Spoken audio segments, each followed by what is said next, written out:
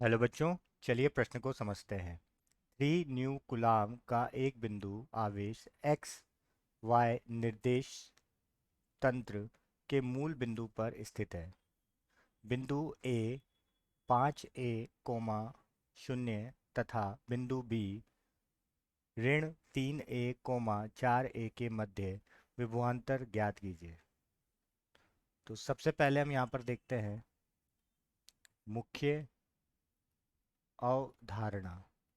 मुख्य अवधारणा में हम देखेंगे सबसे पहले कि किसी बिंदु आवेश की वजह से विद्युत विभव क्या होता है। देखिए, किसी बिंदु आवेश की वजह से जो विद्युत विभव होता है वो होता है के क्यू बटे आर। मतलब अगर मैं अनंत से किसी धनावेशित चार्ज को, धनावेशित आवेश को किसी पी बिंदु पर ला रहा हूँ और किसी दूसरे आवेश के विद्युत क्षेत्र के अंदर, तो ये जो विद्युत विभव कहलाता है ये, ठीक है, उसका मान इसके बराबर होता है। यहाँ पर के क्या होता है, 1/4 पाई एप्सिलॉन 0 क्यू बटे आर। क्यू तो यहाँ पर क्या हो गया, आवेश हो गया, आर यहाँ पर दूरी हो गई। अब दूसरी मुख्य अवधारणा हम देखेंगे, विभवांतर।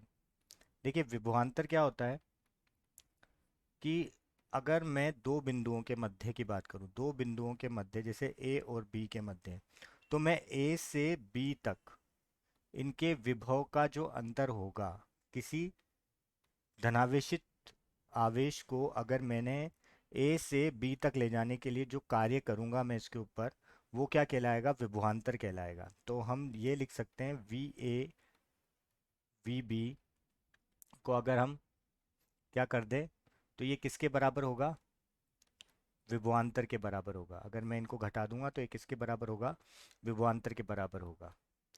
अब हम बात करेंगे निर्देशांकों की। जैसे मान लीजिए किसी मूल बिंदु से, जैसे मूल बिंदु मान लेते हैं कि हम यहाँ पर 0, 0 है, ठीक है।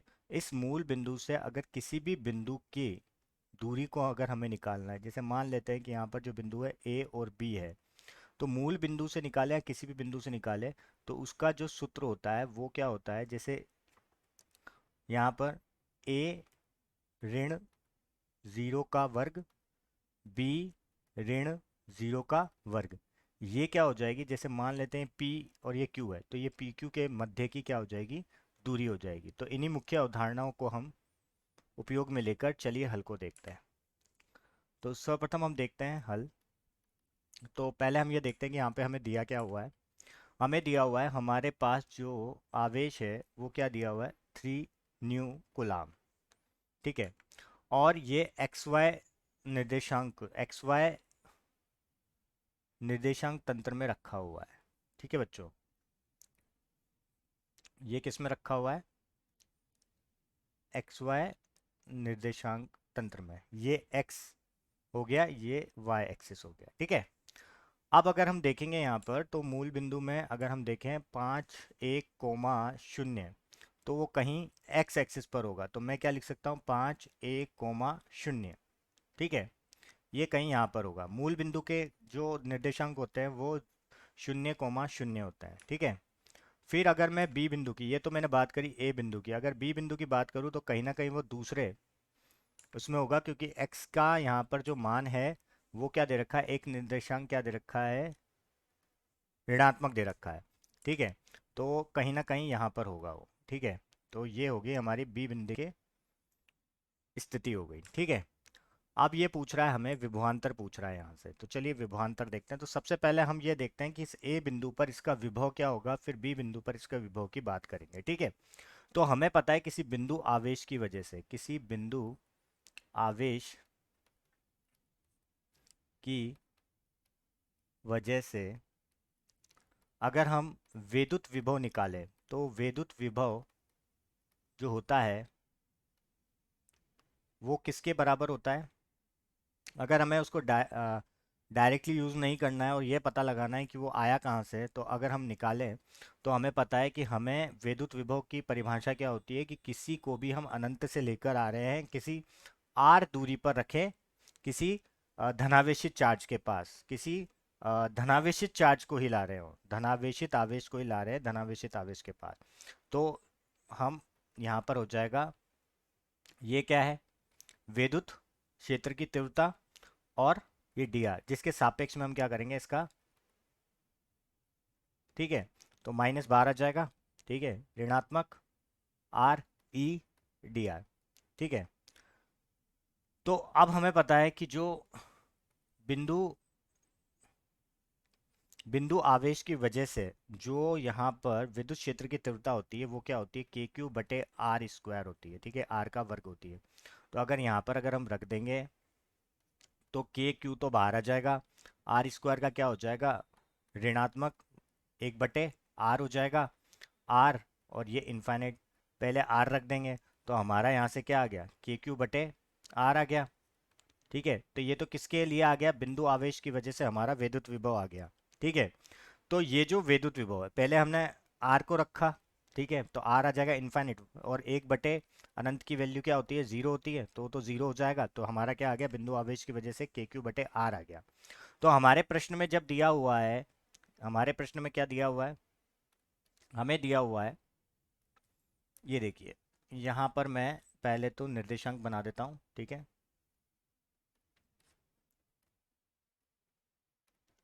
ये देखिए, ठीक है।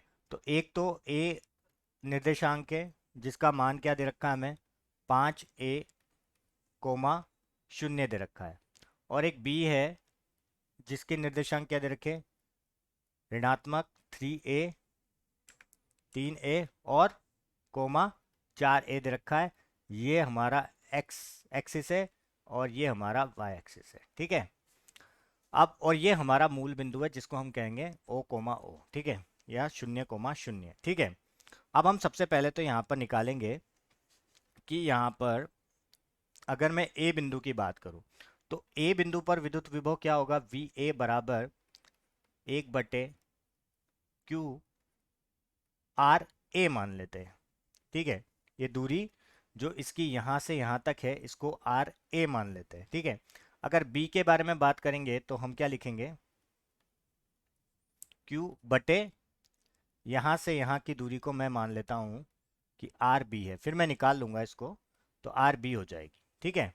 अब मुझे क्या निकालना है यहाँ पर, आर ए और आर बी मेरे को नहीं पता है, तो मेरे को वैसे तो निकालना क्या है यहाँ पर, विभवांतर निकालना है। तो चलिए विभवांतर निकालते हैं। विभवांतर क्या होता है, इन दोनों जो यहाँ पर निर्देशांक दे रखे इन दोनों के मध्य विभव का अंतर विभवांतर कहलाएगा। तो मैं क्या लिख सकता हूँ, V A minus V B, ठीक है।